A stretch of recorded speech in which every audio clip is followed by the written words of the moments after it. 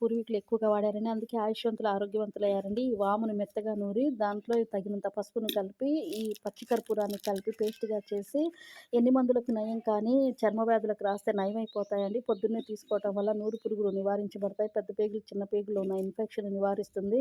అల్సర్‌ని గూడా నివారిస్తుంది. రాత్రిపూట నానేసి ఉదయాన్నే తాగితే అల్సర్‌ని నివారిస్తుందండి.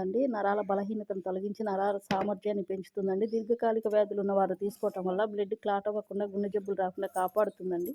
అంతేకాదు వాముతో పాటు ఇంకా ఆవాలు, ఇంగ మే ఆవాలు, వాము, ఇంకా వచ్చి నువ్వులు కలిపి చిన్న ఒక వేప చెక్కనేసి పేస్ట్‌లుగా చేసి ఈ కొబ్బరి నూనెలో మరిగించి దాంతో పాటు పచ్చి కర్పూరం వేసి దాన్ని కీళ్ళ నొప్పులు, ఎముకల నొప్పులు ఎక్కడైతే ఉంటాయో వాటిని మర్దన చేయటం వల్ల అది కూడా నివారించబడుతుంది.